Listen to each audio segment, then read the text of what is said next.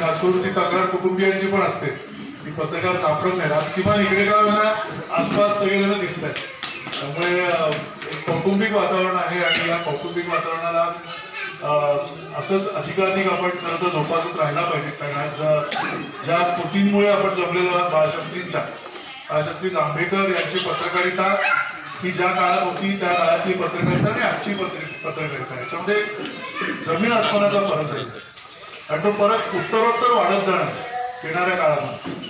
आणि येणाऱ्या काळामध्ये आपल्या सगळ्या पत्रकारांच्या समोर अनेक आव्हानं आहेत की जशी येणाऱ्या काळामध्ये तशी आज सुद्धा आणि उद्या सुद्धा आहेत. त्यामुळे ही आव्हानं काय आहेत याबद्दलचं सगळं खरं तर बोलणं अपेक्षित होतं. पण इथे खूप वेळ झाला आहे, मुलं पण आहेत, सगळी भुकलेली असणार मला माहिती आहे. त्यामुळे मी खूप जास्ती बोलणार नाही. आता आपण कधीतरी एकमेकांशी संवाद पुन्हा एकदा सांगू. प्राध्यापक झोळ सरांना मी विनंती करेन की पुढच्या वेळेला कधीतरी अधिक विद्यार्थी किंवा अधिक ज्या वेळेला पत्रकार एकमेकांशी आपण बोलू, वर्कशॉप फॉर्मॅटमध्ये थोडंसं आपण बोलूया. म्हणजे जेणेकरून आता काही बोलायला जावं तर सगळेजण कदाचित कंटाळून जाते. आणि त्यामुळे खूप मनापासून इथे आलो याचं कारण असं आहे की पत्रकार सगळे भेटणार होते. ग्रामीण पत्रकारिता अतिशय कठीण आहे. आमच्या टेलिव्हिजनमध्ये सुद्धा, प्रिंटमध्ये सुद्धा, आणि आता तर प्रिंट टेलिव्हिजनच्या पलीकडे जाऊन डिजिटल पत्रकारिता झाली. पत्रकार असणं म्हणजे एक खूप मोठी कसोटी असते. कारण पत्रकार आपला झपाटलेल्या अवस्थेत त्याचा काहीतरी एक वेळ घेऊन जगत असतो, पुढे जात असतो. त्याला 4 लोकांची पंगा घ्यावा लागतो, 4 लोकांची काहीतरी दुष्ण घ्यावी लागतात अंगावरती. आणि अशा वेळेला कुटुंब जे असतं ते सुद्धा कुठे ना कुठे त्याला त्याची झळ सोसावी लागत असते. आत्ताचं जे राजकारण आहे, आत्ताचं जे समाजकारण आहे, आत्ताचं जे वातावरण आहे, त्या सगळ्या वातावरणामध्ये पत्रकार असणं म्हणजे सगळ्यात जास्ती झळ पोचणारी अशी ही व्यवस्था आहे. आणि त्यामुळे मला असं वाटतं की आपल्या सगळ्यांच्या समोर खूप मोठं आव्हान आहे. आणि हे आव्हान आपल्याला पेलत असताना कुठेतरी कुटुंबियांकडे सुद्धा आपण सगळ्यांनी लक्ष देण्याची नितांत गरज आहे, नितांत आवश्यकता आहे. स्वतःच्या सामाजिक आणि एकूण बाकी उद्धाराच्या बरोबर स्वतःचा आर्थिक जो एक पाया असतो. हल्ली पत्रकारितेकडे येणारी मंडळी सुद्धा खूप वेगवेगळ्या दृष्टिकोनातून येत असतात, त्यांची काही वेगळी मोटिव्ह असतात. पण तरी सुद्धा मला असं वाटतं की पत्रकार जर एक माणसाने आजही आजच्याही काळामध्ये जर का आपल्याला काही समाजामध्ये बदल घडवून आणायचा असेल तर एक पत्रकार निश्चित त्याला पुरेसा पडू शकतो. एक पत्रकार जागल्याचं काम करतो. जो असा निद्रिस्त झालेला झोपलेला जो समाज आहे त्या समाजाला गतीतून हलवण्याचं काम जे आहे ते पत्रकारांनी करायचं असतं. ते पत्रकाराची आज उद्या आणि अजून जोपर्यंत पत्रकारिता असेल तोपर्यंतच्या काळामध्ये पत्रकाराची भूमिका ही तीच असणार आहे. एका राखणदाराची भूमिका असणार आहे.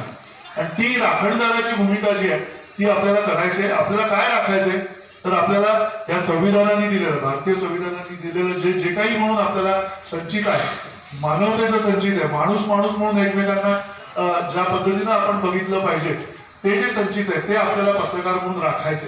आणि ही राखणदारी करत असताना, हे पत्रकार म्हणून जागल्या म्हणून समाजामध्ये वावरत असताना आता जी सामान्यांचे जे प्रश्न आहेत ते आपल्याला खरं तर पुढे जाऊन सांगायचे. आतापर्यंतचा पत्रकार जो आहे तो पत्रकार कुठेतरी अडखळलेला आहे अलीकडच्या काळात. कारण पत्रकाराला खूप वेगाने मागे टाकणारी अनेक तंत्रज्ञान समोर आलेली आहेत, माध्यम आलेली आहेत. एका मोबाईलमध्ये सगळं आता जग समाविष्ट झालेलं आहे. आणि त्यामुळे खूप मोठी आव्हानं समोर आहेत. एकीकडे फेसबुक, सोशल मीडिया, बाकीचा सगळा व्हॉट्सअप आणि इतर जे काही ट्विटर, एक्स सारखी माध्यम आहेत ती आलेली आहेत. त्याच्यामुळे नवीन प्रश्न निर्माण होत आहेत.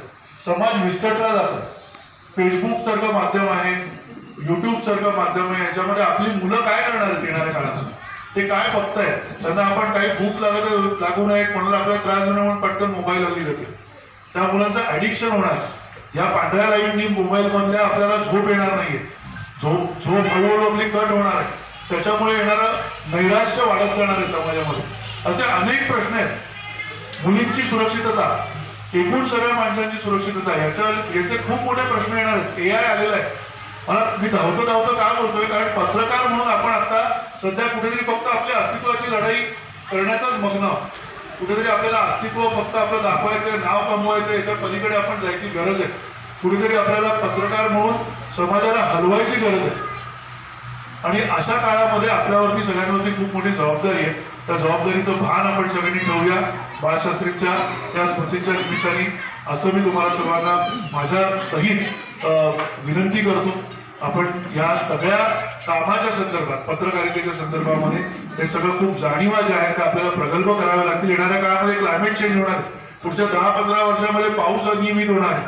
पुढच्या 10-15 वर्षामध्ये वादळ येणार आहे. पुढच्या 10-15 वर्षामध्ये नापिकी होणार आहे.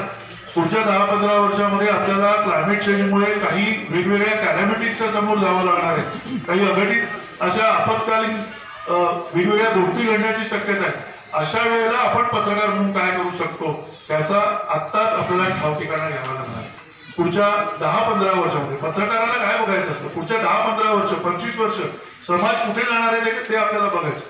पत्रकाराची ती भूमिका असते आणि मला असं वाटतं पत्रकार म्हणून आपल्या सगळ्यांना पुढच्या 10-15 वर्षांमध्ये डोकावून बघावं लागणार आहे. आजचं तर चालेलच, आज कोण राजकारण काय होतंय, उद्या राजकारण काय होतंय, राजकारणाने होणारी जी पडझड आहे समाजाची किंवा राजकारणाने होणारं जे काही चांगलं काहीतरी एखाद्या योजना येणं आणि माणसांचं आयुष्य बदलणं हे सगळं चालूच राहणार. पण त्याबरोबरीनं पत्रकाराची म्हणून जी जबाबदारी आहे, आपण पत्रकार जर स्वतःला म्हणत असू तर आपल्याला त्याचा अभिमान वाटला पाहिजे. आपल्याला त्याची लाज वाटता कामा नये. पत्रकार असण्याची जर आपल्याला लाज वाटली, पत्रकार असताना जर का आपल्या कुटुंबियांवरती अन्याय होत असेल, आपल्या कुटुंबियांवर आपल्याकडनं अन्याय होत असेल, त्यांना आपण जर का चांगलं काहीतरी एक भविष्य देऊ शकत नसू तर आपलं कुठेतरी काहीतरी चुकतंय असं आपण पत्रकारांनी समजून घेणं गरजेचं आहे. एक महत्वाचा मुद्दा जसा मी म्हटलं की क्लायमेट चेंज होणार आहे. आपल्या देशामध्ये पुढच्या 10-15 वर्षामध्ये 160 कोटींची जनसंख्या होणार आहे. आपली मुलं कुठे जाणार आहेत, कुठल्या शाळेत जाणार आहेत, कुठल्या शिक्षण संस्थेत जाणार आहेत, काय विचार करणार आहेत ती मुलं, काय वाचणार आहेत आणि नेमकं ते बोलणार काय आहेत, कुठल्या पद्धतीनं कुठे जाऊन ते काम करणार आहेत, हे सगळं जे आहे अर्थकारण कुठे जाणार आहे येणाऱ्या काळात. श्रीमंत बनायचं नाही का आपण श्रीमंत बनायचं, आपल्या पुढच्या पिढीने श्रीमंत बनायचं तर कुठलीही मूल्य घेऊन श्रीमंत बनायला लागणार आहे. हे सगळं आपल्याला पत्रकार म्हणून दाखवावं लागणार आहे. पत्रकार म्हणून आपल्याला त्या अर्थाने समाजाला अवतीभोवतीच्या प्रभावित करावं लागणार आहे. येणाऱ्या काळामध्ये जसं मी म्हटलं की 160 कोटीची लोकसंख्या जशी होणार आहे तसं आपल्याकडे क्लायमेट चेंज जसं होणार तसं येणाऱ्या काळामध्ये AI आर्टिफिशियल इंटेलिजन्स हा आपल्याला सगळ्यांना आपली मानगूट धरणार. आर्टिफिशियल इंटेलिजन्समुळे आताच आपला फोन जो आहे, आता मी बोलतोय त्या फोनमध्ये माझा ऑडिओ ऐकला जातोय आणि आपल्या प्रत्येकाच्या फोनमध्ये आपण जे बोलतो त्याचे शब्द जे आहेत ते टिपले जातात. त्या फोनचं अनालिसिस केलं जातं, बिग डेटा अनालिसिस क्रिएट केला जातो.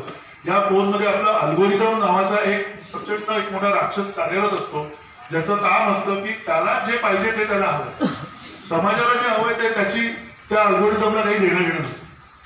त्यामुळे जो येणारा कंटेंट आहे, आताच्या काळातला जो कंटेंट चालू आहे, आपण जे काही बघतोय, आपण बघा फेसबुकवरती गेलं जे काही आपण बघू त्याच प्रकारच्या गोष्टी आपल्यासमोर लगेच पुढच्या 5 मिनिटांमध्ये यायला सुरुवात होते. हे जे सगळं आहे ते आत्ताच्या संपूर्ण काळामध्ये एक मॅन्युप्युलेशन होतं. एक प्रकारचं आपल्याला कोणीतरी गव्हर्न करतंय. आपण काय बघू, आपण काय खाऊ, आपण काय आणू, काय विकत घेऊ, आपली बाजारपेठ कुठली, आपण विचार काय केला पाहिजे, इथपर्यंत आपल्या सायकोलॉजिकल सगळ्या ज्या गरजा आहेत त्या गरजांवरती हे सगळं जे काही यंत्र आहे ते यंत्र जगभरातलं जे ते काम करते. आणि त्याच्यामुळे आपण कुठेतरी पुंठीत झालो, कुठेतरी बधीर झालो, कुठेतरी समाजाला विचार करण्याचा समाज झालाय, समाज भरकटलेला आहे. आणि अशाच काळात तुम्ही बघा एवढं चांगलं तंत्रज्ञान येतंय, त्याच वेळेला बंधुगिरी, पाखंडीगिरी, त्याच वेळेला लोकांना गंडवण्याचे सगळे वेगवेगळे प्रकार, त्याच वेळेला गुन्हेगारी, त्याच वेळेला स्त्रियांसाठी सगळ्यात जास्ती आव्हानात्मक परिस्थिती, त्याच वेळेला आपल्या सगळ्यांना जगण्याच्यासाठीचा जो झगडा आहे तो सगळ्यात जास्ती तीव्र झालेला आहे. हे खरं व्हायला नको, पण हे होत आहे. याचा अर्थ ही जी सगळी माध्यमं जी आहेत, हा जो सगळा सोशल मीडियम जे आलेलं आहे आपल्यासमोर किंवा जे समाज माध्यम आलेलं आहे, ते समाज माध्यम एक प्रचंड मोठं आव्हान घेऊन आपल्या समोर आलेलं आहे. आणि ते आव्हान पत्रकार म्हणून आपल्याला समजून घ्यायचं. ते जर आपण समजून घेऊ शकलो, खास करून ग्रामीण भागामध्ये प्रचंड मला माहिती आहे किती आव्हान आहेत. मी गेले जवळजवळ 23-24 वर्ष मी ग्रामीण भागातल्या पत्रकारांबरोबर काम करतो. संपूर्ण वेगवेगळ्या महाराष्ट्रामध्ये फिरत असतो, गोव्यात फिरत असतो, बाकीच्या सगळ्या राज्यांमध्ये जात असतो. आणि खास करून ग्रामीण भागातल्या पत्रकार, मी पण ग्रामीण भागात आलेलो. या ग्रामीण भागातल्या पत्रकारांच्या एकूण जगण्याच्या संदर्भातल्या किंवा त्यांची जी काही आता प्राधान्यक्रम आहे त्याच्याबाबत जर का आपण बोलायचं झालं तर हा सगळा येणारा काळ जो आहे तो आव्हानांनी भरलेला काळ आहे. आणि त्यामुळे पत्रकार म्हणून आपली भूमिका कधी नव्हे एवढी सर्वात जास्त जबाबदारीची अशी भूमिका झालेली आहे. त्याचं भान आपण सगळ्यांनी ठेवूया. मी पुन्हा एकदा आपल्या सगळ्यांचं अभिनंदन करतो, सगळ्यांचं, आणि त्याचवरून खास करून प्राध्यापक जोहर सरांचं, कारण त्यांनी एवढी मोठ्या मनाने सगळ्यांचं सत्कार केलाय, सगळ्यांना चांगल्या पद्धतीनं इथे नावाजलेलं आहे सगळ्यांचा. अगदी प्रत्येकाला इथे कोणाला न विसरता त्यांना त्याचा सन्मान केलेला आहे. एवढीच इच्छा तुमच्याकडे आहे, तुम्ही नेतृत्वात असणार आहात, राजकारणात असणार आहात भविष्यातल्या काळामध्ये. असाच लोक पत्रकारांमध्ये ठेवत आहे. म्हणजे आम्ही तुमच्या विरोधात बातम्या दिल्या, तुमची बाजू घेऊन राहतात, तरी आमच्या हातपाय तोडू नका. आणि मुळात आता ही परिस्थिती झाली आहे पत्रकारांची. आणि राजकारण हे या थरावर गेलेलं आहे. राजकारणामध्ये सुशिक्षित लोक नाही आहेत. राजकारणामध्ये अतिशय गुंडगिरी, प्रत्येक पक्षात कुठलाही पक्ष घ्या, गुंडांशिवाय राजकारणात चालत नाही, पुढे चालत नाही. त्यामुळे हा जो गुंडगिरीचा जो प्रभाव आहे संपूर्ण समाजावरती, भयभीत आहे समाज. हा गुंडगिरी मोडून जर का कोणी काढू शकतो तो फक्त एक पत्रकार. त्यामुळे मला आजही पत्रकारितेवरती विश्वास आहे. पुन्हा एकदा सगळ्यांना तुम्हाला धन्यवाद. प्राध्यापक सोहळ सर, मॅडम, माया मॅडम, तुमचं खरंच कौतुक आहे. खूप छान कार्यक्रम तुम्ही आयोजित केलेला आहे आणि खूप चांगली संस्था मी आता येताना बघितली, अप्रतिम संस्था उभी केलेली आहे. मुलांचं भविष्य तिकडे घडतंय. आपण सगळ्यांनी, तुम्हाला दोघांना सुद्धा पत्रकारांतर्फे खूप मनापासून धन्यवाद.